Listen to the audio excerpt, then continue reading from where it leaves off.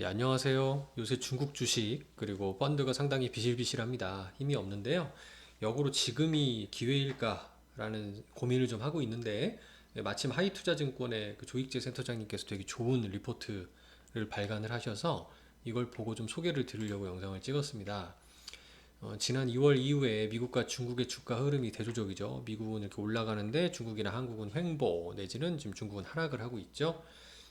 저도 정말 가슴을 쓸어내리는 이유가 요거 제가 되게 좋아하는 ETF 중에 삼성 코덱스 심천 차이넥스트가 있었어요. 그래서 이걸 제가 작년 5월 달부터 막 방송으로 많이 올려드리고 그래서 저도 연금에 투자를 많이 하고 있었고 한 7월까지 수익이 많이 났다가 잠깐 또 횡보로 흘러내렸죠. 그러다가 올해 연초 이후로도 급등을 해서 상당히 이제 기대를 많이 가지고 있다가 2월 달에 좀 뭔가 불안하더라고요. 그래서 2월 초에 좀 정리를 했습니다. 그래서 정리를 하고도 사실 조금 더 올랐어요. 그래서 아 이게 괜히 정리했나 라는 생각이 들었는데 이후로 굉장히 급락을 했어요. 70에서 한 30까지 거의 한 40% 포인트 가까이 단기간에 폭락을 하고 지금 횡보하는 모습을 보이고 있다.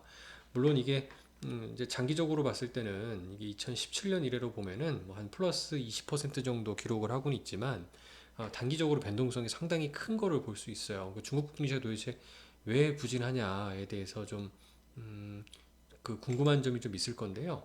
가장 핵심적인 거는 요 M2, 그러니까 유동성 때문입니다. 그러니까 미국도 이제 실물 경기를 좀 살리기 위해서 돈을 풀면은 그 뭐 재난지원금도 그렇고 그걸 가지고 뭐 비트코인을 산다든가 이런 그 자산을 사는 경우가 있잖아요. 근데 중국은 거꾸로 이게 M2 증가율 유동성을 오히려 줄여버리는 일이 발생을 했고 그 유동성을 줄여버리면 사실 이게 딱 그것만 이제 자산 가치만 잡느냐라고 하면 좋은데 실제로 실물 경기까지 후퇴할 수 있는 여지가 좀 생기겠죠. 일단은 이렇게 M2라고 하는 유동성을 줄이는 게 가장 심했고 그 이유를 여기는 가계부채 확대를 좀 억제하고요. 자산시장의 과열을 방지하고자 하는 의지였다라고 얘기 설명을 해주시고 계세요.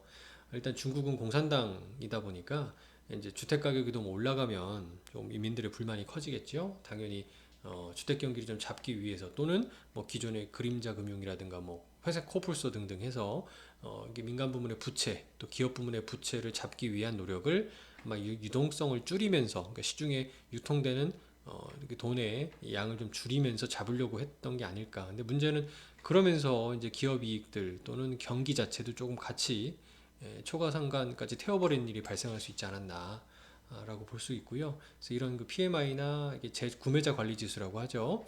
또 국영보다는 민영 기업들이 먼저 이런 돈줄을 조이는 부정적인 영향을 받고 있다라고 보이고 있고 또 이런 와중에서 금리가 또 오르고 있었잖아요. 금리가 오르면서 뭐 성장주라고 하는 기술주 중심으로 주가가 많이 약해졌고 알리바바나 텐센트 같은 기업들을 반독점으로 때리고 규제하고 있었죠. 중국도 마찬가지로 성장주가 좀 조정을 받는 상황이었다라고 볼 수 있고 또 여기 최근에 아케고스 사태라고 그래서 글로벌 투자 은행들이 헤지 펀드한테 돈을 빌려주면서 신용 투자를 권했던 거죠. 어떻게 보면 이렇게 신나게 신용 투자를 하다가 갑자기 주가가 하락하니까 이제 마진콜 당하고 역으로 이제 비 올 때 오히려 우산을 주는 게 아니라 우산을 뺏어 버렸죠. 이런 게 회수당하면서 흔히 이게 아케고스 사태라고 그래서 투자은행들도 상당히 큰 피해를 봤지만 뭐 은행들 입장에서 로스컷일 수 있지만 헤지펀드는 연장이 아니라 자금을 회수당하다 보니까 손실이 확정이 돼버리는 또 이런 피해도 많이 봤죠. 그래서 대표적으로 중국에서는 텐센트 뮤직이라든가 아이치 같은 종목들이 큰 폭의 하락이 나타났다. 성장제 조정이 갖고 왔다라고 이제 확인이 되고 있습니다.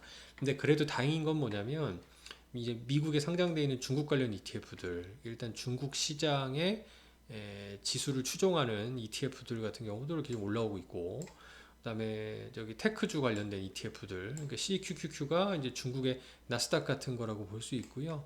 그다음에 KWEB도 마찬가지 중국 차이나 인터넷 주식들을 말하고 9067은 제가 찾아보니까 이게 종목 번호였어요. 그 항생테크 ETF라고 그래서 최근에 상장된 올해 아마 상장된 걸로 제가 알고 있는데 이런 것도 많이 지금 최근에 돈이 들어오는 거나라고 이 부분은 좀 다행스럽고 긍정적이지 않은가 생각을 하고 있고요.